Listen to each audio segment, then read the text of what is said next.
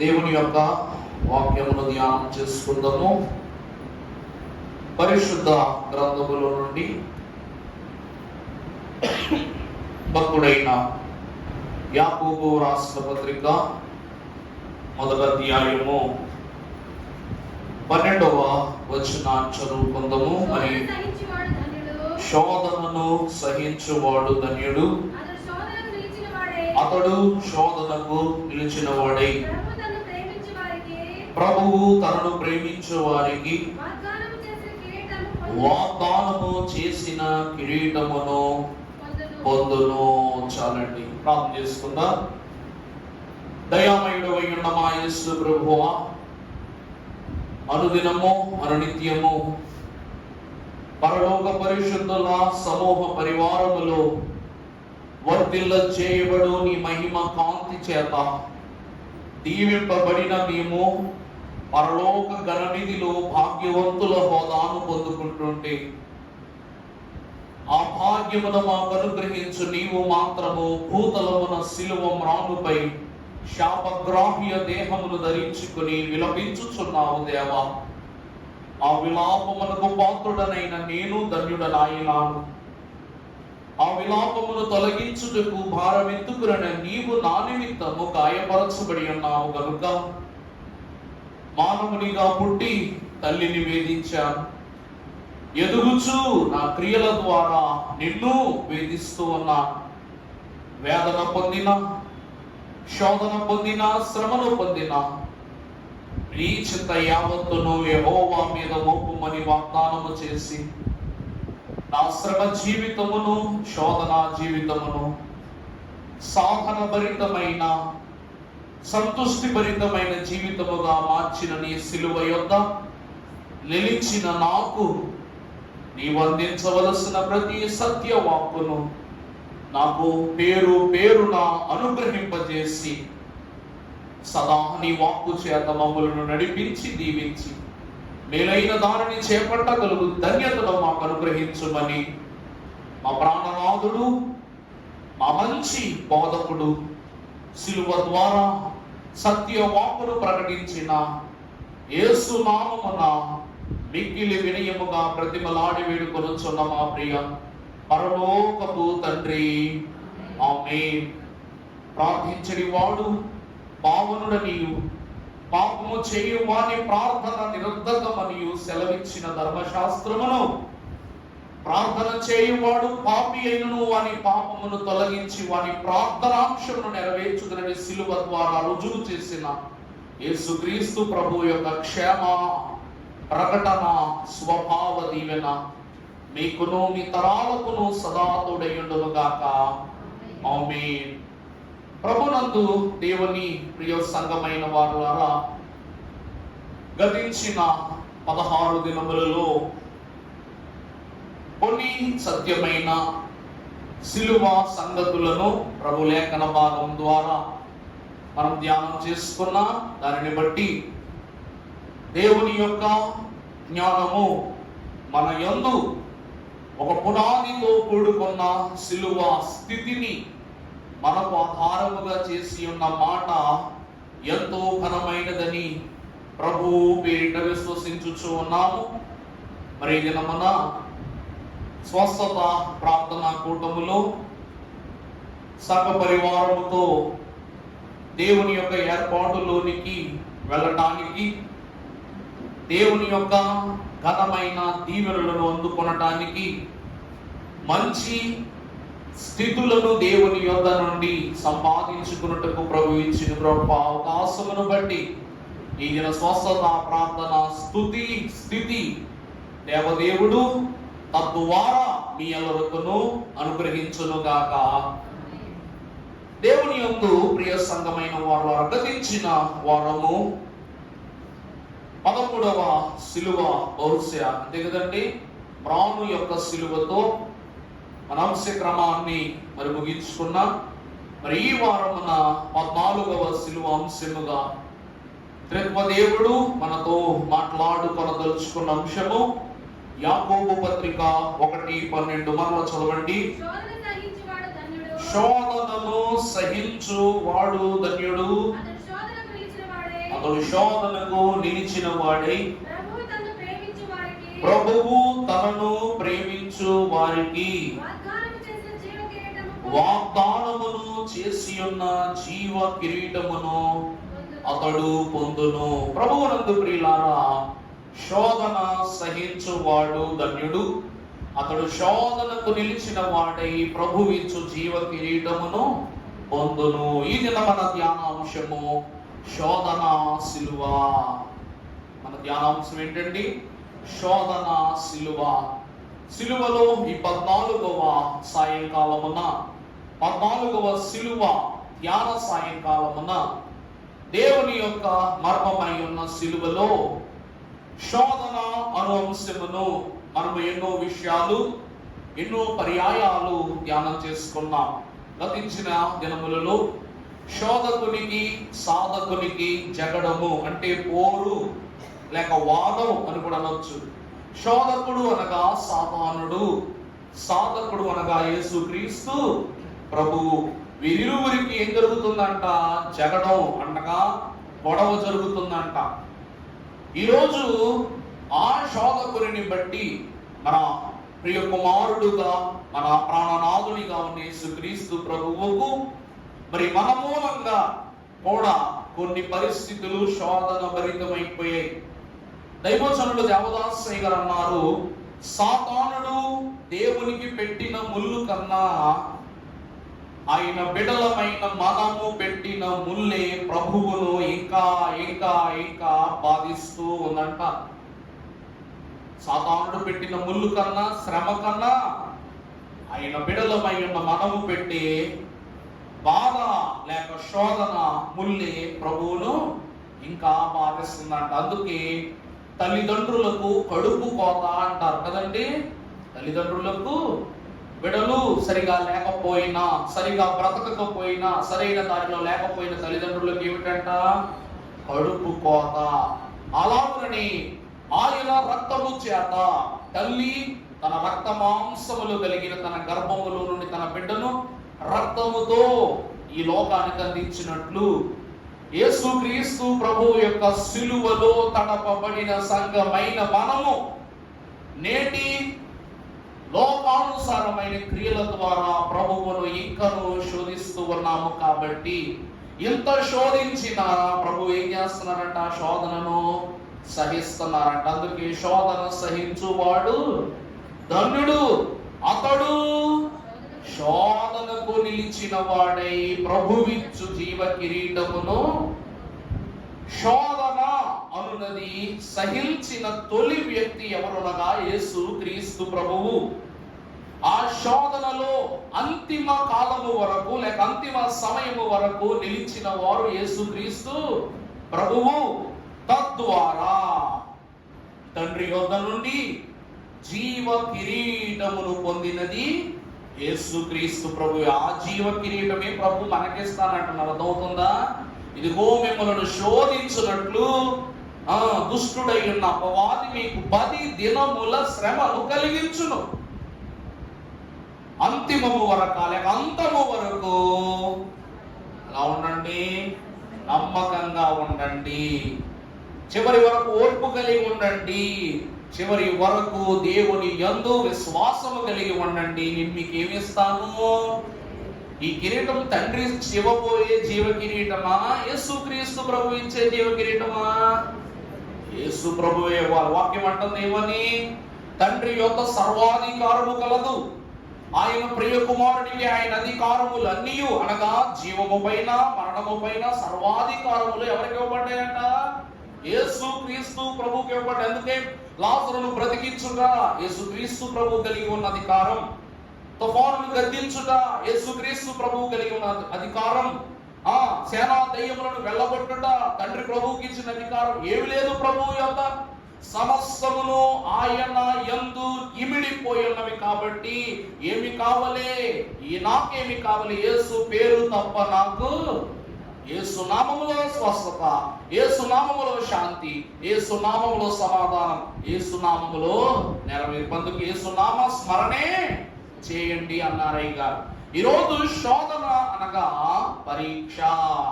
శోధన అను పదానికి అర్థం ఏంటంటే పరీక్ష. శోధన యందు నిలిచిన వాడై, మాట చూసారు ఎలా ఉందో, అతడు శోధన యందు నిలిచిన వాడై, చివరి వరకు నిలిచిన వాడై తండ్రి అనగా ప్రభువు ఇచ్చు జీవ కిరీటమును పొందును. ప్రభునందు ప్రియులారా, ఈరోజు పిల్లలకు పరీక్షలు జరుగుతున్నాయి. మొదట యూనిట్ టెస్ట్ జరుగుద్ది, తర్వాత సెకండ్ యూనిట్ జరుగుద్ది. ఈ రెండు పరీక్షలను కలిపి క్వార్టర్లీ పరీక్షలు పెడతారు. తర్వాత క్వార్టర్లీ అయిపోయిన తర్వాత ఇవన్నీ జాగ్రత్తగా ఓ పక్కన గుర్తు పెట్టుకోవాలి. తర్వాత థర్డ్ యూనిట్ సిలబస్ మొదలవుద్ది, ఫోర్త్ యూనిట్ సిలబస్ మొదలవుద్ది. ఈ రెండు ఎగ్జామ్స్ పాస్ అయ్యాక first, second, quarterly, third, fourth కలిపి హాఫ్ ఇయర్లీ అంటే సగం సిలబస్ ఎగ్జామ్ గా పెడతారు. అంటే గతించిన దానిని ప్రస్తుతము కలిగి ఉన్న దానిని కలిపి ఒక పరీక్షగా పెడతారు. మార్కులు ఒక్కటే, కానీ అక్కడ ప్రెజెంట్ చేయవలసిన స్థితి వేరు. ఇదంతా అయిపోయిన తర్వాత ఫిఫ్త్, సిక్స్త్ యూనిట్స్ చెప్తారు. ఇందులో గెలిచిన తర్వాత క్వార్టర్లీ, హాఫ్ ఇయర్లీ, ఈ రెండు యూనిట్లు కలిపి యాన్యువల్ ఎగ్జామ్స్ పెడతారు. మరి కొద్ది రోజుల్లో మన పిల్లలకు ఆ ఎగ్జామ్స్ జరుగుతాయి. మనమందరము వేసవి కాలం వస్తే ఎంత అట్టుడిగిపోతామో, ఎంత వేదన పడిపోతామో పిల్లలకు. వేసవి కాల పరీక్షలు అంటే కూడా శోధనే. ఎందుకంటే ఇది కానీ పాస్ అవ్వకపోతే ఫ్రంట్ కు ఏం చేయరు, ప్రమోట్ చేయరు. రెండవది, ఇవి కానీ పాస్ అవ్వకపోతే సమ్మర్ లో నువ్వు పాస్ అయితే సైకిల్ కొనిస్తానో, ఫోన్ కొనిస్తానో, ఇంకేదో కొనిస్తానని చెప్పిన తండ్రి మాట అక్కడతోనే ఆగిపోదు. కాబట్టి శోధన అనగా యేసుక్రీస్తు ప్రభువానికి కూడా ఆయన జీవితము యందు లేక 3.5 సంవత్సరాలు, 33 అనవద్దు, 3.5 సంవత్సరాల సిలువ భార జీవితంలో ఆయనకు ఎదురైన 7 ప్రధానమైనటువంటి పరీక్షలు లేక శోధనలు ఇది నాన్న జ్ఞాపకం చేసుకుందాం. ఇవి సిలువ సమానమైన శోధనలు కాబట్టి ఆ శ్రమలను బట్టి ప్రభువు సహించుకుని తనను తాను తగ్గించుకుని ధన్యుని వరసలో చేరారు. ధన్యుని వరసలో నుండి ప్రభు జీవ కిరీటాన్ని పొందుకొని మృత్యుంజయుడై అయిన లేచి మనల్లరకు జీవ కిరీటాన్ని ప్రసాదించిన వారైన ప్రభునందు ప్రియులారా, పరిశుద్ధ గ్రంథంలో చూస్తే పేతురు రాసిన మొదటి పత్రిక 4వ అధ్యాయము 12వ వచనం మనం ఒకసారి చదువుకున్నట్లయితే, ప్రియులారా మిమ్ములను శోధించుటకు మీకు కలుగుచు ఉన్న అగ్ని వంటి శ్రమలకు, మహాశ్రమను గూర్చి మీకేదో ఒక వింత సంభవించున్నట్లు ఆశ్చర్యపడకుడి. చూసారా, భక్తుడు క్లుప్తంగా చెప్తున్నాడు. ప్రియులారా మిమ్మును శోధించుటకు మీకు కలుగుచున్న ఏ శ్రమలు? అగ్ని వంటి మహాశ్రమ. ఇది సర్వసాధారణమైన శ్రమ కాదంట. ఏ శ్రమ అండి ఇది? అగ్ని వంటి మహాశ్రమలో మీకేదో ఒక ఆశ్చర్య కార్యముతో కూడిన ఒక సంఘటన జరుగునని మీరేం చేయండి? ఆశ్చర్యపడకండి. జరుగుద్ది. ఆ విషయాన్ని చూసి, ఆ వింత చూసి మీరేం కావద్దు, ఆశ్చర్యపడద్దు. ఇప్పుడు యేసుక్రీస్తు ప్రభువు వారు శిలువ మీద ఉన్నారు. శిలువ మీద ఉన్నప్పుడు కొన్ని ఆశ్చర్యమైన క్రియలు చూస్తే, మొదటిది, తండ్రి వీరేమి చేయుచున్నారు ఎరుగరు గనక వీరిని క్షమించుము అనే మాట. ఇప్పటి వరకు పలకని ప్రభువు అంతిమ క్షణములో ఈ మాటలు పలకటాన్ని బట్టి అప్పటి వరకు కెరూబులు, సెరూబులు మహా ఉగ్రత దినములకు సామీప్యమై ఉన్న స్థితులు కనపరిచిన ఆకాశం నిత్యం నిమ్మలమైపోయి శాంతపరచబడిపోయి అందరూ ఆశ్చర్యపోతున్నారు. ప్రభువును గర్భమునందు బల్లెముతో పొడిచి పడవగానే నీరుయు రక్తము ఏకమై ఆ సైనికుని ముఖము పైన, కంటి పైన చెందగానే అతనికి కన్ను అనగా స్వస్థత రాగానే ఇది రెండవ ఆశ్చర్యం. ఎందుకంటే ప్రభువు ఈ శ్రమ పొందక ముందు కూడా స్వస్థత చేశారు. అర్థమైందా? ఆయన శ్రమలో ఉన్నప్పుడు ఒక స్వస్థత, శ్రమ పడుతున్నాడు కదా అని స్వస్థత చేయని దేవుడు కాదు. నిన్న నేడు ఏకరీతిగా ఉన్న దేవుడు. అందువలన ఈ శోధన కాలములో, ఈ శ్రమ కాలములో ప్రభువును బట్టి నిలబడుచున్న వారులారా, మీకు శోధన ఎంత మీకు కలుగుతుందో దానిని బట్టి మీకు మేలైన క్రియలు, ఆశ్చర్య క్రియలు కూడా జరుగుతాయి. ఆ ఆశ్చర్య క్రియలు చూసి మీరు ఆశ్చర్యపడొద్దు అంటున్నారు. ఎందుకంటే పరీక్ష రాస్తాం, నెగ్గాలని రాస్తామా, ఓడిపోవాలని రాస్తామా? అవునా కదా? నువ్వు నెగ్గాలని రాసావు, నెగ్గావు, అందులో ఆశ్చర్యం ఏముంది? ఫెయిల్ అయిపోతాను అన్నాడు, పాస్ అయ్యాడు అనుకోండి, ఇందులో ఆశ్చర్యం ఉంది. అవునా కదా? అదే నేను 100కు 100 మార్కులు రాశాను, నాకు 100కు 100 వచ్చినాయి అన్నాడు. అడిగి 100కు 100 వచ్చినాయి అడుగు తెలుసు. పరీక్ష దిద్దినప్పుడు 100కు 100 రాక అడిగి ఆశ్చర్యం ఉందా? నేను ముందే చెప్పాను కదా నాకు 100కు 100 వస్తాయి. అలాగే విశ్వాసులు కూడా లేక భక్తులు కూడా శ్రమ పడునప్పుడు ఆ శ్రమల ద్వారా కలగబోవు దీవెనలు, ఆశీర్వాదాలు, ఇంకా వగేరా దీవెనకరమైన స్థితులు ఏమన్నా కూడా వాటిని గురించి ఇదేదో క్రొత్త సంఘటన అని మాత్రం మీరు ఆశ్చర్యపడదు. ఎందుకంటే శోధనను పరీక్ష ద్వారా సంపూర్ణమైన భాగ్యాన్ని దేవుడు అనుగ్రహిస్తారు. ఈ దినమున యేసు క్రీస్తు ప్రభువు కూడా సిలువ శోధన ద్వారా వేధింపబడి మనకు ఆశ్చర్యమును కలిగి ఉన్న లేక ఆశ్చర్యకరమైన దీవెనను మనకి ఇచ్చి ఉన్నారంటే ఆ దీవెన ఏమిటనగా విజయము. సిలువ ద్వారా ప్రభు మనకి ఇచ్చిన ఆశ్చర్యమైన క్రియ ఏంటండి? విజయం. ప్రభువు సిలువ మరణమును పొందితే మనకు నిత్య జీవము కలుగుతుంది అన్నారు. ఇది ప్రవచనములో యెషయా మహాభక్తుడు ఏనాడు రాసినవున కదా. ఎలాగనగా మనకు శిశువు పుట్టెను, మనకు కుమారుడు అనుగ్రహింపబడును, ఆయన భుజాలపై రాజ్యభారం ఉండను, ఆయన ఆశ్చర్యకరుడు, ఆలోచనకర్త, బలవంతుడైన దేవుడు, నిత్యుడగు తండ్రి, సమాధానకర్త, అధిపతి అని ఆయనకు పేరు పెట్టబడేది. ఇది ఒక ప్రవచనం. సిలువ ప్రవచనానికి వచ్చేసరికి మన అతిక్రమ క్రియల ద్వారా ఆయన గాయపరచబడెను, అతడు పొందిన దెబ్బల చేత మనకు స్వస్థత. అంటే ఏంటి? స్వస్థత అంటే ఏంటండి?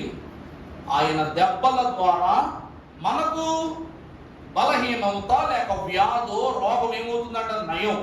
అందువలన రోగాలపై విజయం, వ్యాధులపై విజయం, శ్రమలపై విజయం, శోధనలపై విజయం, మరణముపై విజయం. ఇదంతా ఆ రోజే యెషయా రాసి పెట్టించాడు మన కొరకు. మరి ఈ విజయాన్ని పొందుకోవడానికి ఆసక్తి చూపించాలి, కానీ ఇది కొత్త వింతగా మనము భావించనక్కరలా. ఎందుకనగా దేవుడు పలికిన ఏ మాటయు నిరర్ధకము కానేరదని ఎంచకుడి అని దేవుని వాక్యం సెలవిస్తుంది. ఈ రోజు మనము చూసినట్లయితే ఈ 7 శోధన సిలువలు ప్రభువుకు మనము వేసిన శోధన సిలువలు ఏమిటనగా రాసుకున్నట్లయితే మొదటిగా పరిశుద్ధ గ్రంథములో నుండి యోహాను సువార్త 1వ అధ్యాయము 11వ వచనం చదవండి అమ్మా. యోహాను 1:11. ఆయన తన స్వకీయుల యొద్దకు వచ్చెను, ఆయన స్వకీయులు ఆయనను అంగీకరింపలేదు. చాలండి. స్వజనులు ఆయనను తిరస్కరించుటను బట్టి ఆయనకి ఏం కలిగిందంట? శోధన. ఈరోజు ఒక మనిషి నిన్ను కాదనుకుని వెళ్ళిపోయాడు అనుకో. నిన్ను కాదనుకుని వెళ్ళిపోతున్నాడంటే నీతో గల అవసరాన్ని కాదనుకుంటానంటే, నీకు కలిగిన దాన్ని కాదనుకుంటానంటే, నీవు పొందబోవు దాన్ని కూడా కాదనుకుంటానంటే. ఉదాహరణకు మీకు అర్థమయ్యేలా చెప్పాలంటే, మీ చుట్టాలకి మీకు గొడవైంది. చుట్టాలకు లేక స్నేహితులకు ఎవరికెవరకు గొడవైన తర్వాత నువ్వు నీ బిడ్డ పెళ్ళో లేకపోతే సమయం ఏదో ఫంక్షన్ ఏర్పాటు చేసుకున్నావు. ఓ నెల రోజుల క్రితమే గొడవైంది. గొడవ అవడం వలన చుట్టాలందరినీ పిలిచావు. ఎవరు పిలిచావు? అందరినీ పిలిచావు, వాళ్ళ ఒక్కళ్ళని తప్ప. అప్పుడు అవతల వాళ్ళు ఏమనుకుంటారు? మాట చెప్పిన అవతల వాళ్ళు ఏమనుకుంటారు? అందరినీ పిలుస్తున్నాడు పిలవాలా, ఎందుకు అంటే మాకు కిరికిరి అయింది కాబట్టి, గొడవ అయింది కాబట్టి అంట. అదే నువ్వు అవతలోడికో 10 లక్షలు 15 లక్షలు ఇచ్చావనుకో, ఆడు ముందు నీతో గొడవ పడతాడా? పడతావు. వెంటనే నా డబ్బులు నాకు వెనక్కి ఇచ్చే అంటావు. కాబట్టి గొడవైనా ఫంక్షన్కి పిలవనుంటావా, ఆ ఫంక్షన్ ఏదో 2 రోజులు ముందుకే పెడతావు, వాడితో సంధి చేసుకోవడం. అవునా కదా? గమనించడం మాట. అంటే అవసరత అవస్థను కూడా తీసేస్తుంది. అర్థమైందండి ఆ మాట? మన అవసరత మనకున్న అవస్థను కూడా ఏం చేస్తాంట, అప్పటికప్పుడు తీసేస్తాయి. వానితో నాకు ఏమీ పని లేదనుకుంటే ఒకానొక సమయంలో అవసరం వచ్చినప్పుడు అవస్థల పాలైపోతాం. ఈరోజు వాక్యం ఏమంటుందంటే, స్వజనులు ప్రభువుని తిరస్కరించారు. ఎందుకంటే ఆయన నాకు కన్ను ఇచ్చాడు, పని అయిపోయింది. నా కాలు బాగు చేశాడు, పని అయిపోయింది. నా కొడుకు దెయ్యాల్లో వెళ్ళగొట్టాడు, పని అయిపోయింది ఆయనతో. అంతే కదండి. ప్రజలు ఏమనుకుంటున్నారంటే ప్రభువుని గురించి, కుష్ఠ రోగం కలిగిన వాడు ఉన్నాడు, ప్రభువు నాకు స్వస్థ ఇచ్చాడు. స్వస్థ తిరిగి తీసుకుంటాడా? తీసుకోడు. ఇచ్చాడు, ప్రభు పని అయిపోయింది. ఆ రోజు దండం పెట్టాను, ప్రభు అన్న చెప్పిన అయిపోయింది, అంతే. ఆ తర్వాత గుంటివాడు ఉన్నాడు, మోగవాడు ఉన్నాడు, ఇంకెవడో ఉన్నాడు, అందరికీ స్వాగతం చేశాడు. ఈ 100 మందిలో నేను గుర్తుంటానా ఏంటి ప్రభుకి? ప్రభువు నాకు చేయాల్సిన పని నాకు చేశారు. ఆ రోజు ఆయన పెట్టాల్సిన నమస్కారం ఆయన పెట్టేసాను, అయిపోయింది. ప్రభువుకు నాకు రుణం అయిపోయింది, అంతే. ఈరోజు దేవుడి సన్నిధికి వచ్చి కూడా మనం ఏం చేస్తాం? ఈ డబ్బా ఒకటి మనకు కనపడదు. తెలుసా మీకు? కామెడీ కదండి. దేవసాయి గారు చెప్పిన మాట ఇది. సంఘానికి వచ్చిన ప్రతి ఒక్కరూ కూడా అంట దేని మీద దృష్టి పెడతారో తెలుసా? నీ చేతిలో ఉన్న గుప్పిల్ని, నీ ఎదురుగా ఉన్న పెట్టిని మాత్రమే గుర్తుపెట్టుకుంటారు ఎక్కువ. ఎందుకంటే ఇది కార్యరూపం కాబట్టి. అర్థమైందండి? నీ ప్రార్థన లేక నీ మనవి, నీ అంశము ఇంకేదైనా అది కార్యరూపము దాల్చి ఇవ్వబడుతుంది, సమర్పణ. కాబట్టి ఇదే గుర్తుంటుంది. కానీ నువ్వు చూడవలసినది సమర్పణ స్థలాన్ని కాదంట, అర్పింపబడిన స్థలాన్ని చూడాలి. యేసుక్రీస్తు ప్రభువును అనునిత్యము చూచుచున్న వాళ్ళారా, నీ ప్రభువును సిలువ మీద చూడు. అప్పుడు ఆయన విలువేంటో మరింత ప్రత్యేకంగా నీకు అర్థమవుతుంది. తెల్ల బట్టలు వేసుకున్న యేసు ప్రభువును చూసావు, పొత్తి వస్త్రాలతో ఉన్న ప్రభువును చూసావు, దేవుడిచ్చిన అభిషేక వస్త్రాన్ని వేసుకున్న ప్రభువును చూసావు, బాప్తిస్మం పొందుకున్న ప్రభువును చూసావు, స్వస్థత చేసే ప్రభువును చూసావు. ఈ రోజు నీ వల్ల గాయపరచబడిన ప్రభువును కూడా కళ్ళు వేసుకుని చూడు. చూడకపోతే స్వస్థత ఎలా వస్తుంది? నువ్వే పోటు పడిసావు, ప్రభువును పట్టించుకుంటున్నా. నీకు పోటు కలిగినప్పుడు మాత్రం నీ ప్రభువు నా వైపు చూడాలి, నా ప్రభువు నా వైపు చూడాలని అంగళాచేస్తున్నాం. అందుకే ప్రభువుకు మన వల్ల ఏం కలుగుతుందంట? శోధన. మనం తిరస్కరిస్తుంది కేవలం ప్రభువుని మాత్రమే కదండి, ఆయనను తిరస్కరించుట. ఉందా లేదండి అక్కడ? ఆయన తిరస్కరణ అంటే పేతురు ఒక మంచి మాట, మత్తయి సువార్త 10:33లో ఒక మాట మనము చూసినట్లయితే, మత్తయి 10:33, మనుష్యుల ఎదుట ఎవడు నన్ను ఎరుగును అను, వానిని పరలోకమునందున్న నా తండ్రి ఎదుట నేనును ఎరుగను అందును. అంటే ఆయన అనగా ఎవరండి? ఆ వాక్యమే శరీరధారి అయి కృపా సత్య సంపూర్ణుడిగా మన మధ్య నివాసం చేసిన. అవునా కదా? ప్రభువా నేను నిన్ను ఎరుగను అంటే ఈ బైబిల్ గ్రంథాన్ని నేను ఎరుగను. నేను ఎరుగనంటే ఎవరంటే, ఈ బైబిల్ నాకు తెలియదు, ఈ గ్రంథంతో నాకు పని లేదు, ఈ గ్రంథం నా జీవితంలో భాగం కాదు అని చెప్పడమే. అప్పుడు ప్రభు ఏమని చెప్తారంట? నా గ్రంథముతోనూ నా వాక్యంతోనూ నాలో ఉన్న సంగతులతో ఈ వరాలతో నీకు పని లేదనుకుంటే నా తండ్రికి కూడా జీవ గ్రంథములో నీతో పని లేదు. ఈరోజు మనదే పని, ప్రభువుదేం కాదు. మనము బ్రతిమలాడుకోవాలి. ఓ మాట చెప్పనండి మీకు, గతించిన పల్లంట్ల కాదు, రాలి అవతల రెచ్చగుంట్ల అనేటువంటి ప్రాంతంలో వర్తమానం చెప్పడానికి వెళ్ళినప్పుడు వాక్యములో ఇర్మియా గ్రంథం వద్దులేండి వచ్చింది, అందులో ప్రభు అంటారనమాట, ఆ రాజుల కాలములో పరలోకమునందున్న దేవుడు ఒక రాజ్యాన్ని స్థాపించును, అది పొందిన వానికే గాని మరి ఎవరికి దానిని దేవుడు ఇయ్యడు. ఆ రాజ్యము భూరాజులైన వారి రాజ్యములను పగలగొట్టును, కానీ ఇది శాశ్వత కాలము నిలిచిపోవును, యుగ యుగములది నిలిచిపోవునని వాక్యం చెప్తున్నప్పుడు ఒక మాట అడిగాను అన్నమాట. ఈ భూమి పైన రాజులు, ఈరోజు రాజులు ఎవరంటే రాజకీయ నాయకులే. ఈరోజు రాజులు ఎవరండి? రాజకీయ నాయకులే. ప్రభుత్వము అంటే అప్పట్లో రాజుల పాలన, ఇప్పుడు మంత్రుల పాలన. ఈరోజు మంత్రి రాజు, రాజే మంత్రి. అందువలన ఈ మంత్రుల పరిపాలన మీరు చూస్తే పిఎం మోడీ గారు ఉన్నారు. ఆయన టర్మ్ ఎంతకాలం అండి? ఎన్ని సంవత్సరాలు అండి? 5 సంవత్సరాలు కదా. మరి చంద్రబాబు నాయుడు గారు టర్మ్ ఎంత? 5 సంవత్సరాలు. అబ్బాయి నేను మోడీని 3 టర్ములు పిఎంని చేశాను, ఏకగ్రీవం. అందువలన ఈ దేశము డిజిటల్ ఇండియాగా మారింది నా వల్లే. కాబట్టి ఎలక్షన్స్ వస్తున్నాయి కదా, నాకు నెలకొండకి యానివర్సరీకి ఎక్స్ట్రా నా పదవిని 1 నెల రోజుల తర్వాత నేను విరమణ చేస్తానని చెప్పాడు అనుకోండి. సర్లే, మరి 3 టర్ములు గెలిచాడు, అనకపోతే ఏమన్నా చేస్తాడేమో అని చెప్పి సెలక్షన్ కమిషన్ 1 నెల రోజులు ఇప్పిస్తా ఇవ్వదు. రెండవ చంద్రబాబు నాయుడు గారు కూడా ముఖ్యమంత్రి, రాష్ట్రకు ముఖ్యమంత్రి. ఆయన కూడా అవునోయ్, నేను చంద్రబాబు నాయుడిని బిల్ గేట్స్ ఇండియాకి రప్పించినోడిని, సాఫ్ట్వేర్ ఉద్యోగాలు ఇప్పించినోడిని, పెన్షన్లు, స్కీములు అవి ఇవి అంటే ఎన్నో చేసిన గొప్ప మంత్రి వర్యుడిని నేను. నాకు కూడా 1 వారం రోజులు నాకు కాస్తంత వ్యవధి ఇవ్వండి అంటే ముఖ్యమంత్రికి అయినా ఇస్తారా? ఇస్తారెవరా? ఎంత గొప్పోడైనా 5 సంవత్సరాలే. ఆ రాజుల కాలములో పరలోకమునందున్న తండ్రి ఒక రాజ్యాన్ని స్థాపిస్తారు. అది భూమి మీద ఉన్న అన్ని రాజ్యములను కూడా పగులగొట్టి, ఎంత గొప్ప మంత్రి అయినా 5 సంవత్సరాలు. ఈ 5 సంవత్సరాల్లో ఓ మాట చూడండి, ఓటు అడగటానికి నీ దగ్గరికి రాజకీయ నాయకుడు వస్తాడా? నువ్వు వెళ్తావా రాజకీయ నాయకుడి దగ్గరికి? వాళ్ళే మన దగ్గరికి వస్తారు కదా.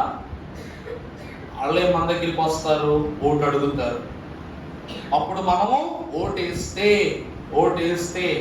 అప్పుడు తెలుగుదేశమా లేక వైఎస్ఆర్సీపీయా ఇంకేదైనా. కానీ దేవుడు స్థాపించిన రాజ్యం ఎలా ఉంటుందో తెలుసా? దేవుడు నీకు ఓటేస్తే నువ్వు ఆయన రాజ్యంలోకి వెళ్తావు. అర్థమైందా? యేసుక్రీస్తు ప్రభువు నీకు ఓటేయాలి. నువ్వు ఓటేస్తే నెగ్గే రాజు కాదైనా, ఆయన ఓటేస్తేనే నువ్వు వెళ్తావు. అర్థమైందా? ఆయన ఏమన్నారు? ఇదిగో లెక్కింపబడిన వారి సంఖ్యను నేను చూడగా. ఉందా లేదంటే ప్రకటన గ్రంథంలో లెక్కెట్టుకుంటాడు ఆయన. నూరా అంటాడు, వద్దు అంటాడు. అప్పుడు ఏం చేస్తావు? అది అక్కడ రాజకీయం ఉంది, ఇక్కడ రాజకీయం ఉంది, కానీ అది నీతి రాజ్య పాలన. ఇది నియంతల కాలములో జరుగుతున్న రాజ్య పాలన.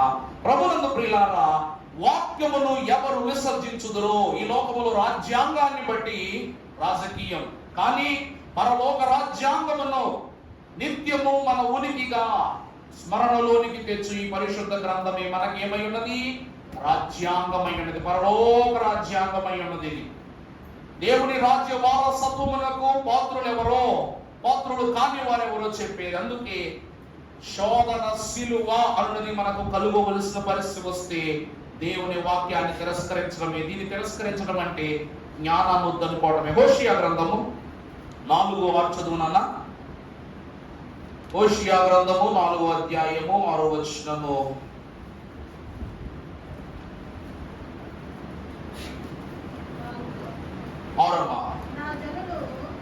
నా జనులు జ్ఞానము లేని వారై నశించుచున్నారు. నీవు జ్ఞానమును విసర్జించుచున్నావు కనుక నాకు యాజకుడవు కాకుండా నేను నిన్ను విసర్జింతును. నీవు నీ దేవుని ధర్మశాస్త్రమును మరచితివి కనుక నేనును నీ కుమారులను. అర్థమైందండి మాట? నువ్వు దేవుని అనగా దేవుని నిబంధన అయి ఉన్న ధర్మశాస్త్రం, ఇదే మన ధర్మశాస్త్రం, వాక్యమే మనకు ధర్మశాస్త్రమైనది. కాబట్టి దీనిని నువ్వు మరచితివి గనక, విసర్జించితివి గనక నేనును నిన్ను నీ బిడ్డలను కూడా నేను ఏం చేస్తున్నాను? మర్చిపోతాను. దేవదాసయ్య గారు అన్నారు, వాక్యమును నువ్వు విడిచే రోజు వస్తే అది ప్రాణము విడిచే రోజే అయి ఉండాలంట. వాక్యాన్ని నువ్వు విడిచిపెట్టే రోజు వస్తే అది ఏ రోజు అవ్వాలంటండి? ప్రాణమును విడిచే రోజే ఉండాలంట. ఎప్పుడు వాక్యమును విడనాడాలో అప్పుడు వాక్యము నీ పల్లకిలో నేను దేవుడు తీసుకెళ్ళిపోతాడు. నువ్వు వాక్యాన్ని ఈ లోకంలో మోయి, పరలోకం దాకా వాక్యం నిన్ను మోసుకెళ్తుంది. అర్థమైందన్నమాట. నువ్వు వాక్యాన్ని ఇక్కడ మొయ్యాలి, నీ భుజాల మీద మొయ్యాలి, నీ హృదయంలో మొయ్యాలి, నీ కన్నులతో మొయ్యాలి, నీ మాటతో మొయ్యాలి, నీ పనులతో మొయ్యాలి. అప్పుడు వాక్యం ఏం చేస్తాంట? నిన్ను పరలోకానికి పల్లకిలో మోసుకెళ్తాంట. వాక్యమే పల్లకి మోసుకెళ్తాంట. అందుకే మనము తిరస్కరించుచున్నది ఆయన అనగా వాక్యమై ఉన్న దేవుని, ఆయన అనగా ధర్మశాస్త్ర నిబంధనను, ఆయన అనగా విజయమును ప్రకటించు జయశీలుడైన ప్రభువు. అందుకే శోధన శిలువ అనగా ఏమిటి అంటే నిరాకరణ. మనం దేనిని నిరాకరిస్తున్నామంటే దేవుని మాట నిరాకరిస్తున్నాం. దేవుని మాటను నిరాకరిస్తే ఆజ్ఞాతిక్రమం, ఆజ్ఞాతిక్రమమే పాపం. అంతే, దోషంలోకి వెళ్ళిపోతాం. నిరాకరణ అయిపోయింది, శిక్ష పడిపోతుంది. మొదటిది నిరాకరణ శోధన. రెండవదిగా చూసినట్లయితే మత్తయి సువార్త 27:28 నుండి చదువునానా. 27:28. వారు ఆయన వస్త్రములను తీసివేసి ఆయనకు ఎర్రను అంగీని తొడిగించి ముండ్ల కిరీటమును ఆయన తలకు పెట్టి ఒక రెల్లును ఆయన కుడి చేతిలో ఉంచి ఆయన ఎదుట వారు మోకాళ్ళుని, యూదుల రాజా నీకు శుభమని ఆయనను అపహసించి ఆయన మీద ఉమ్ము వేసి ఆ రెల్లును తీసుకుని ఆయన తల మీద దానితో కొట్టిరి. వీళ్ళన్న మాటలన్నీ కరెక్టే. రాజు అంటున్నారు, యూదుల రాజా నీకు స్తోత్రం అంటున్నారు, నీకు సన్నుతి అంటున్నారు, నీకు స్తుతి అంటున్నారు, ఇవన్నీ అంటున్నారు. కానీ ఈ మాటలన్నీ ఎలా అంటున్నారంట? అపహాసపు మాటలు. ఈరోజు మనం అంటాం, మన చుట్టాలు మనం ఏదైనా ఒక వస్తువు కొనుక్కున్నా, చుట్టాల వరకు ఇరుగు పొరుగు అనుకోండి, ఏదైనా వస్తువు కొనుక్కున్నా నువ్వు పలానాది కొన్నావా అని అడుగుతారు. అవును కొన్నాను అంటే ఎంత పెట్టి కొన్నా అని అడుగుతారు. ఇంట్లోకి వెళ్ళిన తర్వాత వాళ్ళ మనసులో ఎలా ఉంటుంది? ఇంత పెట్టి కొన్నారు అని అంటారు. ఇంత పెట్టి కొనుక్కున్నారు. ఇదే కదండి. అలాగే ప్రభువును కూడా వీళ్ళు ఏమంటున్నారు తెలుసా? లోక రక్షకుడంట, రాజంట, యూదులను ఉద్ధరించుటకు వచ్చాడంట, పాపులను రక్షించడానికి వచ్చాడంట అని ఇన్నాళ్ళు ప్రశంసలు పొందాము కదా, ఇప్పుడు మేము కూడా ప్రశంసిస్తాం విను అని ఆయన అంగీని తీసి ఎర్రటి వస్త్రాన్ని కప్పారు. రాజవస్త్రానికి గుర్తుగా. అది అవమానమా కదా? తన వస్త్రమును తొలగించి వేరొక వస్త్రం, అవమాన వస్త్రాన్ని కప్పటం మొదటిది. జీవ కిరీటధారి అయి ఉన్న ప్రభువు శిరస్సులకు ముళ్ళ కిరీటముతో తొలగించటం రెండవ అవమానం. మూడవదిగా రాజదండమును చేత పట్టుకుని అధికారము చేయు ప్రభువు చేతికి ఏమి ఇచ్చారంట? రెల్లును ఇచ్చారంట. ఇచ్చి ఆయన ఎదుట ప్రణమిల్లి వినయముతో మోకరించవలసిన వారు ఆయనను వెక్కిరిస్తూ మోకాళ్ళుని ఆయన వైపు అపహాస్యం చేస్తూ నవ్వుతూ మరలా చేతిలో ఉన్న రెల్లును తీసుకుని ఆయన యొక్క శిరస్సు పైన కొట్టారంట. ఈ రెండవ శోధన అవమాన శోధన. ఇది శోధన అంటే అవమానం. మనిషి ఎప్పుడు చచ్చిపోతాడో తెలుసా అండి? తన మనసు చనిపోయినప్పుడు మనిషి చచ్చిపోతాడు. మనసు ఎప్పుడు చచ్చిపోద్దంటే అవమానంతో చచ్చిపోతాడు. అర్థమైందండి? నలుగురిలో నిలబెట్టి కడిగేయటము అంటే దాని అర్థం ఏంటంట? మనిషి యొక్క శిరస్సును అక్కడికక్కడే నలుగురిలో విచ్ఛిన్నం చేయటం. దుబాయ్, కువైట్, అరోబా ఇలాంటి దేశాల్లో ఇలాంటి చట్టాలు బహుకట్టుదిట్టంగా ఉంటాయి. చిన్న అనుమానం. ప్రభువునందు ప్రియులారా, కానీ ఒక మాట, అలా చేయటం వలన మాకు అవమానం కలిగినట్లే కదా? మాకు అవమానమే కాదండి. మన దేశంలో అనుకోండి ఇలాంటి పరిస్థితులు ఉండవు. అమెరికా దేశాల్లో కూడా ఇలాంటి పరిస్థితులు ఉండవు. కానీ రష్యా, ఆ కింద ఉన్నటువంటి కువేనియా, ఇస్తాన్బుల్, టర్కీ ఇలాంటి దేశాలన్నింటిలో కూడా ఈ మిలిటెంట్ రూల్స్ అధికారం. అందువలన నిత్య యుద్ధాలు, వాళ్ళకి నిత్య యుద్ధాలే పరిస్థితి అయిపోతుంది.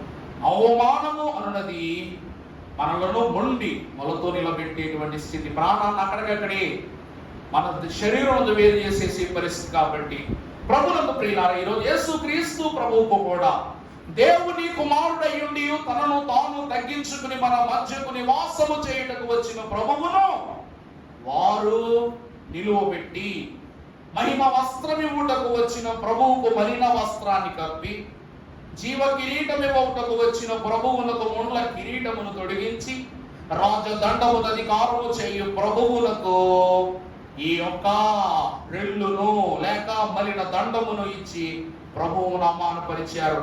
ఒక మాట లూకా సువార్తలో చూసి 22:63 కూడా చూడమ్మా. లూకా 22:63.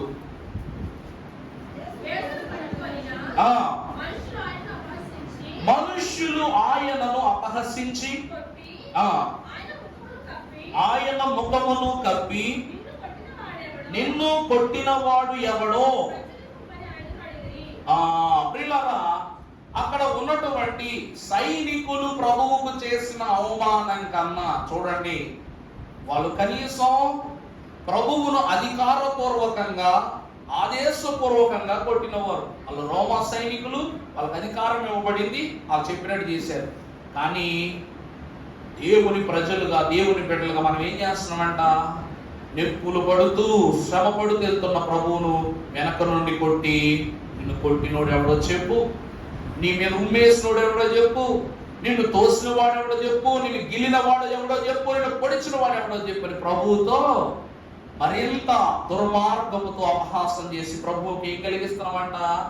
శోధన కలిగిస్తున్నాం. అపోస్తలుడైన పౌలు భక్తుడు హెబ్రీ సంఘమునకు రాష్ట్ర పత్రిక 10:29లో ఈ మాటలను గురించి, అనగా ఈ క్రియలు చేసే వారి గురించి ఇలా రాస్తున్నాడు.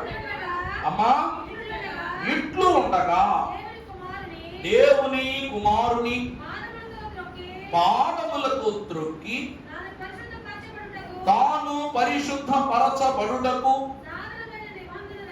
సాధనమైన నిబంధన రక్తమును అపవిత్రమైనదిగా ఎంచి కృపామూల్యమగు ఆత్మను తిరస్కరించిన వాడు ఎంత ఎక్కువైన దండనకు పాత్రుడుగా ఎంచబడునని మీకు అర్థమవుతుందండి. వాక్యములు ఎంత క్లుప్తంగా రాశారో.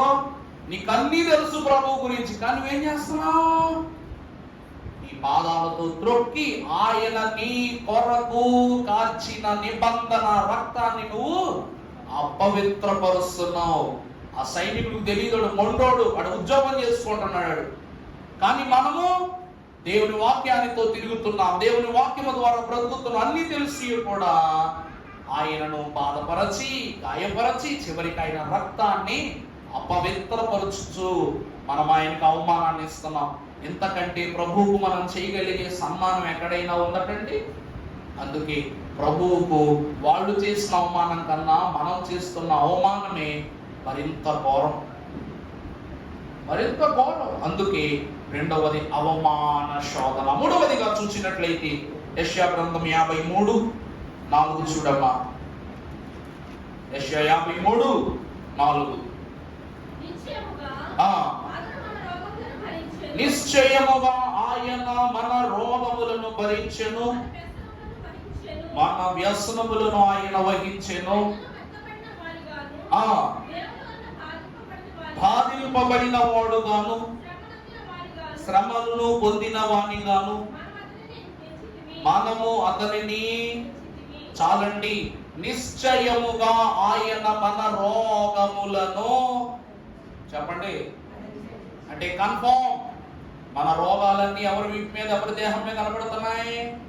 ప్రభు. అనగా చివరికి మన ఒంటి మీద ఉన్న రోగాలు కూడా ప్రభు ఒంటి మీద పెట్టి ఆయనకు శరీరానుసారంగా కూడా మనం ఏం కలిగిస్తున్నామంట? శోధన కలిగిస్తున్నాం. అర్థమైందండి? ఈ ఒంటి మీద ఉన్న బాధలు, బలహీనతలు, చికాకులు, జిడ్డులు, ఇబ్బందులు ఇవన్నీ కూడా ఎవరి మీద రుద్దావు? ధవళవర్ణుడు, రత్నవర్ణుడు 10,000 మందిలో నైనను గురుతింపగల పరిశుద్ధుడగు దేవుని కుమారుని దేహముపై వీటన్నిటిని నువ్వు పులిమి, మనమెల్లరం పులిమి ఏం చేస్తున్నామంట? ఆయన శరీరానికి కూడా శ్రమ కలగ చేస్తున్నాం. అవండి మన పక్కన ఎవరైనా ఉండి గబుక్కున వామిటింగ్ చేసుకున్నారు అనుకోండి, ఆడ కూర్చుంటావా నువ్వు? లేక నీ పక్కనే కూర్చొని నువ్వేమో నిదానంగా భోజనం చేస్తున్నప్పుడు వాడు ఏదో కంగారుగా నా భోజనము ఎవరు అపహరించుకెళ్ళిపోతారు అన్నట్లుగా కంగారుగా పెద్ద పెద్ద ముద్దలు కలుపుకొని తినేస్తూ ఉన్నప్పుడు వాడి పక్కన కూర్చుంటే అంత ఇష్టపడతావా? మనుషులుగా పుట్టిన మనతోటి మనిషి చేసే పని ఎంత బాధగా ఎగటిగా ఉంటే కోవిడ్ అంటించుకోవడం ఎంత కష్టం. నీ కొడుకు పక్క గదిలో ఉంటే ఇంట్లో ఉండడానికి ఇష్టపడను కోవిడ్తో. నీ తల్లికి కోవిడ్ అయితే ఈ బాబు అర్జెంట్గా క్వారంటైన్ సెంటర్లో పడేయాలా, ఆసుపత్రిలో పడేయాలా, ఇంకెక్కడైనా పడేయాలా అన్న బడాయితో బతుకుతున్నాయి లోకంలో. అలాంటిది నీ రోగాన్ని దేవుని మీద పులిమినా కాదు, సర్వలోక రోగాలను ప్రభు మీద పులిమినా కూడా ఆయన ఏం చేయట్లేదంట? నిన్ను నిందించట్లా, శోధించట్లా, నీ పైన నిందను వేయట్లా. అసలు రోగము అంటే క్షమించాలి, అసలు శారీరక శోధన అంటే ఏంటో తెలుసా? మనుషులు 4 ప్రాముఖ్యమైన శోధనలతో బ్రతుకుతారు ఈ లోకంలో. మొదటిది రోగాల ద్వారా, రెండవది వ్యాధుల ద్వారా. రోగం వేరు, వ్యాధి వేరు అండి. చెప్పిన కాలంలో రోగం అంటే బలహీనత, వ్యాధి అంటే జబ్బు. రోగాలంటే ఏంటండి? బలహీనతలు. తుమ్ము అది జలుబు పెద్ద దగ్గు అది వ్యాధి అయిపోతుంది. బలహీనత ఏమైపోతుందంట? వ్యాధి అయిపోతుంది. జ్వరమై ఆ జ్వరము టైఫాయిడ్, మలేరియా, ఇంకేదో అయి సెలైన్ టాబ్లెట్ తో పోయేదానికి సెలైన్ తో పోయేదానికి ఇంకేదో లోకి వెళ్ళిపోవటం. కీర్తనకారుడు అంటున్నాడు 38:3 చదువు ఒకసారి. కీర్తన 38:3. నీ కోపాగ్ని వలన ఆరోగ్యము నా శరీరము విడిచి పోయెను, నా పాపమును బట్టి నా ఎముకలు ఏం లేదు. అర్థమైందా? కోపాగ్ని అంటే ఏంటి? నిరంకుశత్వం, అహంకారం, క్రోధం, పాపం, లోపం ఇవన్నిటిని బట్టి నీ ఎముకల్లో రోజు రోజుకి ఏం తగ్గిపోతుందంట? ఉదాహరణకు బ్లడ్ ప్రెషర్, బీపీ ఎందుకు వస్తుంది? కోపం వల్ల. షుగర్ ఎందుకు వస్తుంది? డయాబెటీస్ ఎందుకు వస్తుంది? మనకి ఎందుకు వస్తుందో తెలియదు కానీ ఎన్ని బిళ్ళల మింగాలో మాత్రం బాగా తెలుసు. ఎంత పత్రం మురుకు ఇంట్లో పెట్టుకుంటా అట్లా కొరుకు తినేలాగా అన్నమాట. ఏదో కాయో పండు తింటున్నట్టు. బ్లడ్ ప్రెషర్ అంటే ఏంటి? నీ కోపోద్వేగాన్ని బట్టి అప్ అవ్వకూడదు, డౌన్ అవ్వకూడదు. అంటే నీ కోపాన్ని సలదనంలోనూ ఉండనివ్వదు, ఎత్తులోనూ ఉండనివ్వదు. నీ మనశ్శాంతిగా పడుకోనివ్వదు, మెలుగుగా ఉండనివ్వదు. మధ్యలో బతకాల. అంటే నేను మధ్యవర్తిగా మార్చేస్తున్నా. బ్లడ్ ప్రెషర్, షుగర్, టీబీ ఎంత తినాలి, ఎప్పుడు తినాలి, ఎక్కడ తినాలి, ఎంత మోతాదులో తినాలి, ఇవన్నీ ఏంటంటే జబ్బులు కాదు. ఇవన్నీ నీ ఎముకలకు కలిగిన బలహీనత. దీనికి కారకులు ఎవరంట? మనమే. బీపీ షుగర్ ఎవరితో నుంచి వస్తా రాదు, అది మన వల్ల మనకే వచ్చింది. ప్రభు అంటుంది అదే, ప్రభు అంటున్న మాట అదే. నీ రోగములకు నువ్వు కారకుడు, నీ పాపములకు నువ్వు కారకుడు. చివరికి నీ మరణానికి కూడా నువ్వే. పాపం గర్భం ధరించి మరణానికి అంది. ఎవరు కారకులు ఇందులో ప్రభు చెయ్యి ఎక్కడుంది? అన్నిటికీ మనమే కారకులు. కానీ ప్రభు ఏం చేస్తున్నారంట? నిశ్చయంగా ఆయన నీ రోగాలన్నీ భరించారంటే నీ ప్రతి చిక్కు ప్రభు మీద వేసావు. నాకొద్దు అని తోసేయకుండగా ఆయన బట్టి భరించాడు. నిన్ను బట్టి ప్రభువుకు శారీరక శోధన కూడా కలిగింది. ఇది 3వ స్థితి. 4వ చూస్తే మత్తయి 27:46 చదువమ్మా. మత్తయి 27:46 చూడనక్కర్లేదన్న నాకు అనిపిస్తుంది. ఇంచుమించు 3 గంటలప్పుడు యేసు ఏలీ ఏలీ లమా సబక్తానీ అని బిగ్గరగా కేక వేసింది. చాలండి. ఏలి ఏలి లామా సబక్తాని అనగా నా దేవా నన్నేలా చేయి విడచితివి. ప్రియులారా, కేవలము మనము చేసిన స్వయంకృత పాప క్రియల ద్వారా మనమే ప్రభువును గాయపరచడం కాదు, మన బట్టి తండ్రి కూడా ప్రభువును బాధపరిచారు. అనగా నా దేవా నా చెయ్యి ఎలా విడచితివి. ఇది ఆత్మీయ శోధన. ప్రభువుకి ఏ శోధన అండి? మరి 2-3 మాటలలో తండ్రి నా ఆత్మను నీకు అప్పగించుకొనుచున్నాను అని చెప్పవలసిన ప్రభువు నా చెయ్యి ఎందుకు విడిచిపెట్టావు ప్రభువా అని విలపిస్తూ ఏడుస్తున్నారంట. ప్రభువునందు దేవుని ప్రియబిడ్డలారా, ఈ శిలువ శ్రమలలో యేసు ప్రభు అనుభవించిన అతి ఘోరమైన శోధనలో భయంకరమైనటువంటి శోధన తండ్రిని కుమారుని నిరాకరించడమే. తండ్రి కుమారుణ్ణి నిరాకరించడమే. ఎందుకు ఈ మాట స్పష్టంగా తెలియజేస్తున్నానంటే, దేవుడే గాని నీ చెయ్యి వదిలేశాడు అనుకో, నీకేమవుద్ది? తండ్రే గాని యేసు క్రీస్తు ప్రభువు చెయ్యి వదిలేస్తే మనకేం కలుగుద్ది? ఏముండదు. రాజ్యం రాదు, రాకడ రాదు, రక్షణ రాదు, జీవ కిరీటం రాదు, పునరుద్ధానం రాదు, ఆరోహణం రాదు.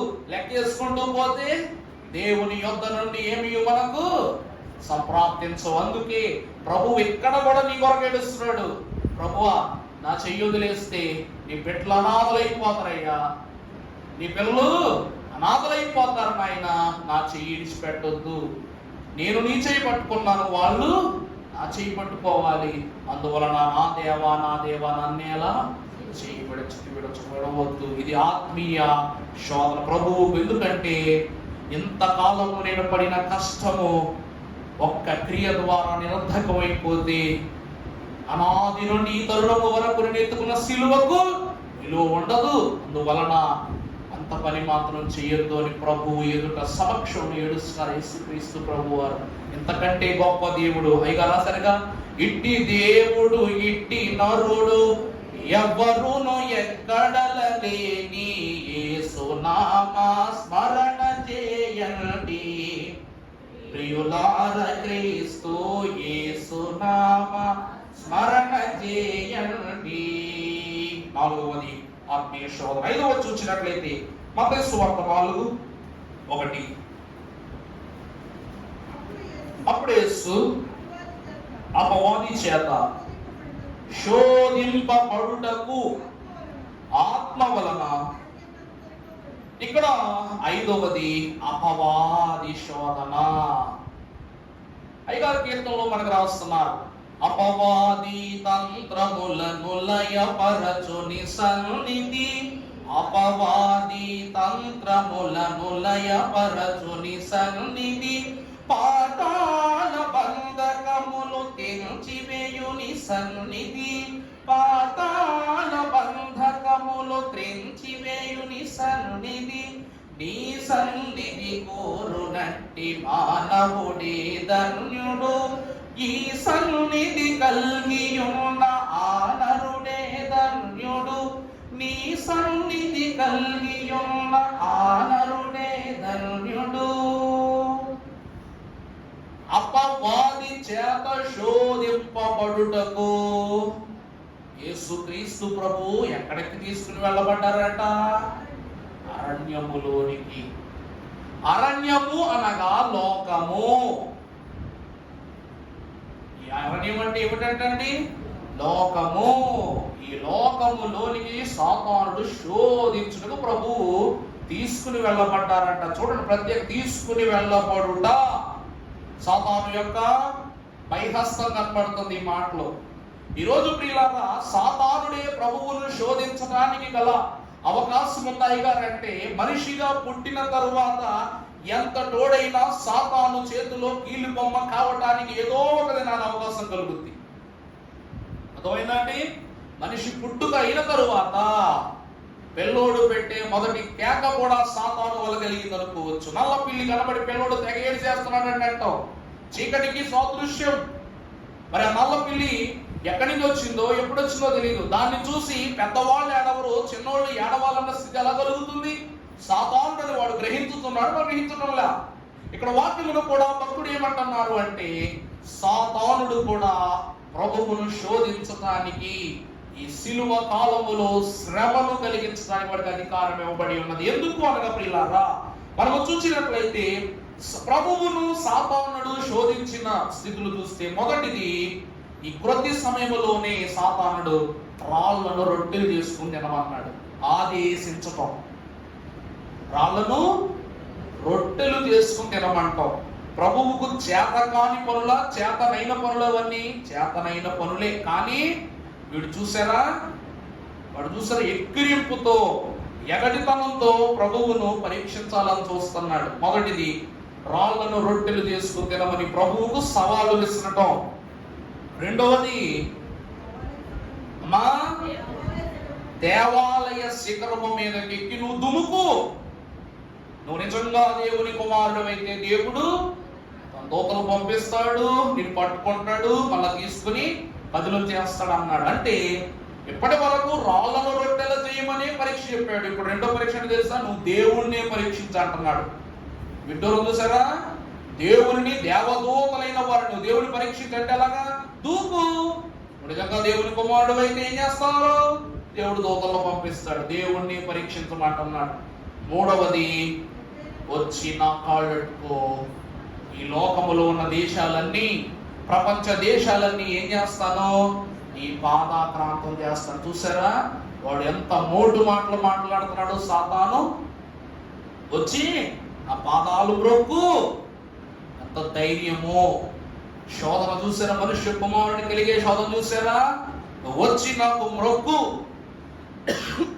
వెంటనే నిమిషంలోని ప్రపంచ దేశాలన్నీ నేను నీకు కైవసం చేస్తానంటున్నాడు. ప్రియులారా, దీనికి ప్రభువు ఒక్కటే సమాధానం చెప్పారట. హెబ్రీ పత్రిక 4:15. హెబ్రీ 4:15. ఆ ప్రధాన యాజకుడు మన బలహీనతల యందు మనతో సహానుభవం లేనివాడై కాడు, కానీ సమస్త విషయములలోను ఆయన పాపము లేనివాడుగా ఉండెను. కనుక మనము కనికరింపబడి సమయోచితమైన సహాయం కొరకు కృప పొందునట్లు కృపాసనము యొద్దకు చేరుదము. అమలారా, వాక్యములో చాలా స్పష్టంగా చెప్పబడిన మాట. మన ప్రధాన యాజకుడు మన బలహీనతల యందు మనతో సహానుభవము లేనివాడు కాడు, గాని సమస్త విషయములలో మన వలె శోధింపబడినను ఆయన పాపము లేనివాడుగా. అమలారా, యేసుక్రీస్తు ప్రభువు శోధనైతే పొందుకున్నాడు, గాని పాపము చేయటానికి ముందుకొచ్చారా? నువ్వు చెప్తే నేను ఎందుకు చెయ్యాలరా? నా తండ్రిని పరీక్షించమని నువ్వు చెప్పాలా నాకు? నా తండ్రి వెలివేసిన వెలివేతగాడివి, దేశ దిమ్మరివి నువ్వు. ఆకాశానికి భూమికి మధ్య వేలాడే దేశ దిమ్మరివి నువ్వు చెప్తున్నావు నా తండ్రిని పరీక్షించమని. ఈ భూమి పైన రాయికున్న విలువ సైతము నీకు లేదు, నువ్వు చెప్తున్నావా రాళ్ళను ఆహారం చేయమని? నా ప్రభువు విసిరి కొడితే వాయుమండల లోపల తలదాచుకుంటున్నావు నువ్వు చెప్తున్నావా నీ పాద కిందల దేశాలని నాకు ఇస్తానని? నా తండ్రి దేశము యొక్క తలుపుకున్న విలువైన ఉందంట్రా నీకు. చూసారా, ఆయన బలహీనుడవుతున్నాడు, కానీ ఉనికి కోల్పోవట్ల, తండ్రి యొక్క ఉనికిని కోల్పోవట్ల. అదే ఈరోజు శోధన ఎంత కలిగినా, నువ్వు చావవలసిన పరిస్థితి వచ్చినా ఏదైనా చేయొచ్చు, కానీ పాపం మాత్రం చేయకూడదు. ఇది యేసుక్రీస్తు ప్రభు మాత్రమే చెప్తున్న మాట కాదు. ఏలియా చావుదాకా వెళ్ళాడు, యెజబెలే పోయింది చివరికి. ఎలీషా మరణకాలం దాకా వెళ్ళాడు, మరణాంధకరమైన వ్యాధి కలిగి మరణించాడు. కానీ తన మరణము మరొకరికి జీవాన్ని ఇచ్చింది. యేసుక్రీస్తు ప్రభు మరణమును పొందారు, కానీ తండ్రి చిత్తం పునరుద్ధానుడై లేచారు. పౌలు శిరచ్ఛేదనం చేయబడ్డాడు. శిరస్సు ఖండించిన తదుక్షణములో మరుక్షణములోనే సింహాసనం మీద దేవుని దాసుడైపోయాడు. దైవజనులు భక్తులు ఒకటే మాట అంటున్నారు, దేవుని కొరకు నింద పాలవటం గౌరవం, దేవుని కొరకు ప్రాణత్యాగం చేయటము అది ఆశీర్వాదకరం. దేనినైనా చేయగాని లొంగిపోకు, వంగిపోకు, పాపాన్ని మాత్రం చేయకు. బైబిల్ మిషన్ వారికి మాత్రమే దేవుడు ఇచ్చిన వరం గ్రహించటం. ఆ గ్రహింపును నలుగురికి చెప్పటం వలన వారిని గ్రహింపులోనికి తెచ్చిన వారమవుతా. సిలువ గ్రహింపునిస్తుంది. అగ్ని నువ్వు బంగారాన్ని అని చెప్తుందంట. దాని చుట్టూ ఉన్న చండాలాన్ని తీసేసి నువ్వు బంగారాన్ని అని గుర్తు చేస్తుంది. అలాగే శోధనలు కూడా నువ్వు విశ్వాసివిరా, నువ్వు భక్తుడివిరా అని గుర్తు చేస్తావు అంట. ఎందుకే నీవైనా చేయగాని లోకంలో పాపాన్ని మాత్రం చేయొద్దు. మూడవది అనగా 4వది 5వది అపవాది కలిగించిన శోధన ప్రభువు నెగ్గారు. తర్వాత మత్తయి 26:56 అమ్మా. మత్తయి 26:56. అయితే ప్రవక్తల యొక్క లేఖనములు నెరవేరునట్లు ఇది అంతయును జరిగినని చెప్పెను. అప్పుడు శిష్యులందరూ ఆయనను విడిచి పారిపోయెను. ఈరోజు 6వ సంగతి నిన్నటి దిన మనం రాను యొద్ద చెప్పాం, పేతురు గురించి ప్రత్యేకంగా చెప్పాం. ప్రభువు మనస్సును గుచ్చేసిన సంగతి ఏంటంటే, ఒకరోజు శిష్యులు ప్రభువు ఓడలో మరొక చోటికి ప్రయాణమై వెళ్తాంటే తుఫాను వచ్చింది. వస్తే ప్రభువు ఏం చేస్తున్నారంట, తలదిండేసుకుని మనశ్శాంతిగా పడుకున్నారంట. శిష్యులు అందరూ కంగారు పడుతున్నారంట.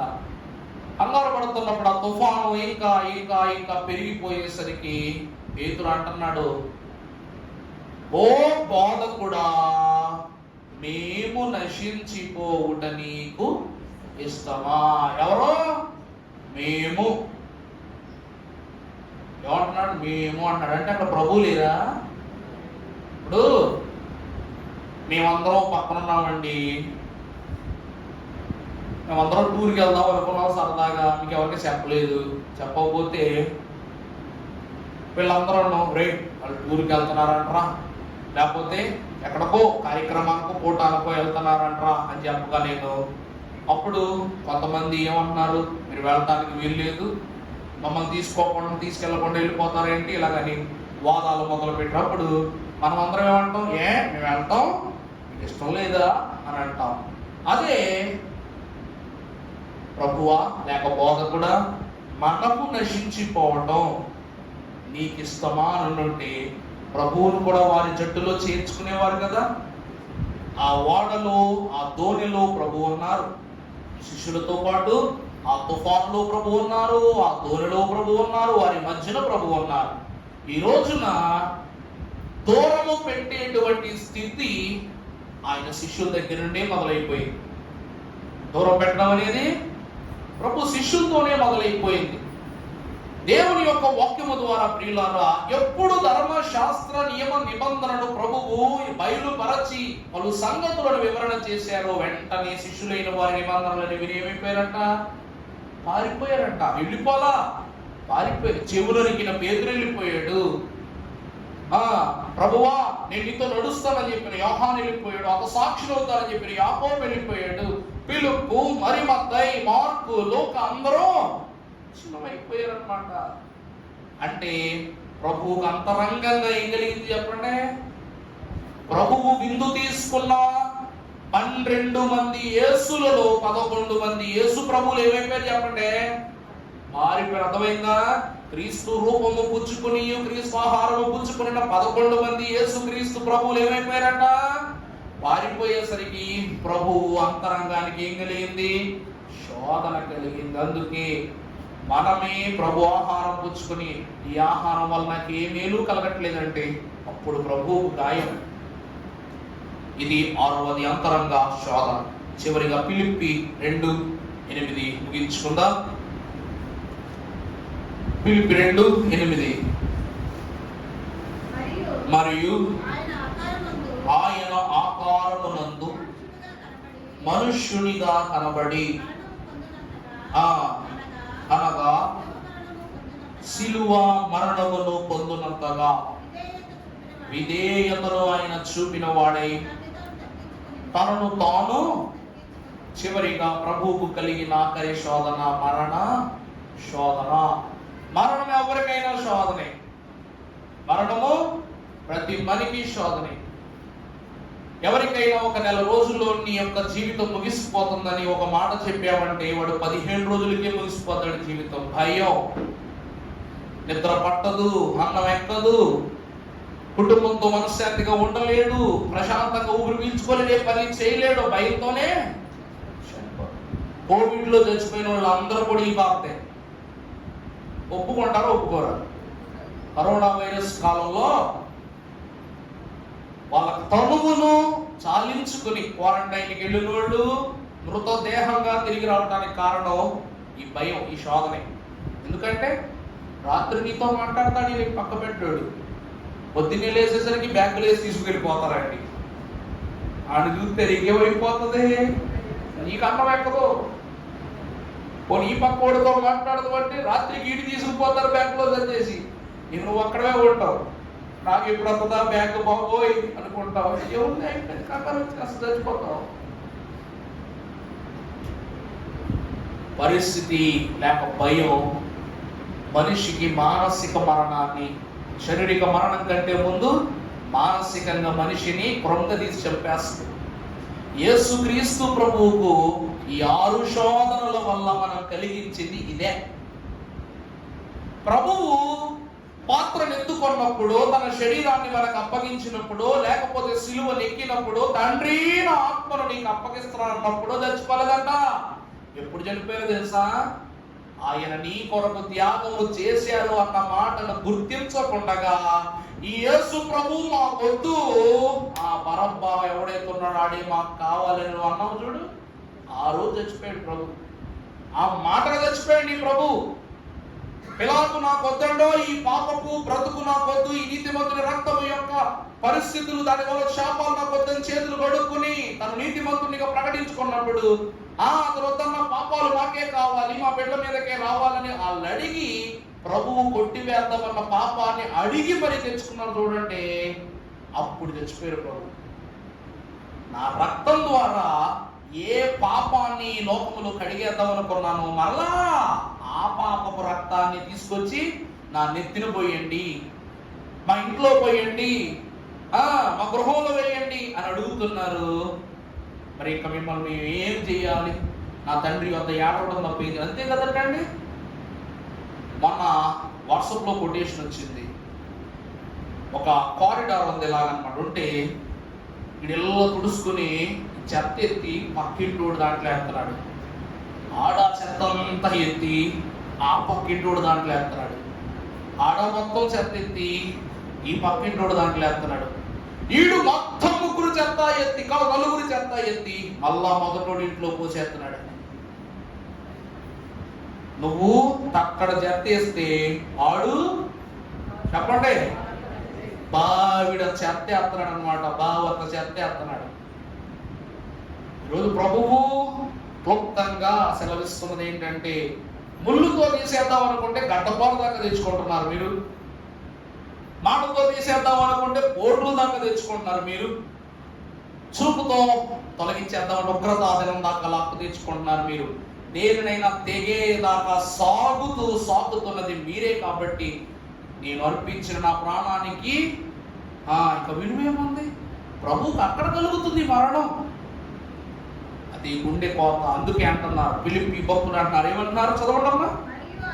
ఆయన ఆకారమునందు కనబడి అనగా విధేయతను చూపిన వాడే, తర్వాత అందుచేత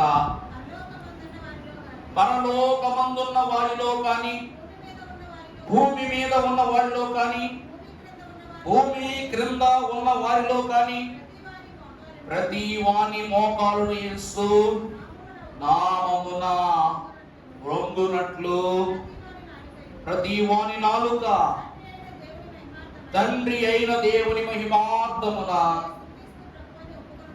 యేసుక్రీస్తు ప్రభువే అని ఒప్పుకొనున్నట్లు ఆ అధికముగా హెచ్చినన్ని నామముల కన్నా పైనామము యేసుని నామం, ఆయన కుమారుని నామం. ప్రియులారా, చూసారా ఈరోజు ఏ నామము ద్వారా మనకు ప్రక్షాళన జరగబోతుందో, లేక నిరాకరణ, తృణీకరణ, మన పాపాల తృణీకరణ జరుగుతుందో, ఆ నామాన్ని నువ్వు అపహాస్యం చేసి లేక వ్యర్థ నామముగా మార్చుకుని దాని ద్వారా కలగబో రక్షణను శాపంగా మార్చుకుంటే, ఒక మాట చెప్పనండి, రాయితో కొట్టిన తగులుద్ది, కర్రతో కొట్టిన తగులుద్ది, దేనితో కొట్టినా వచ్చేది రక్తమే, తగిలేది దెబ్బే.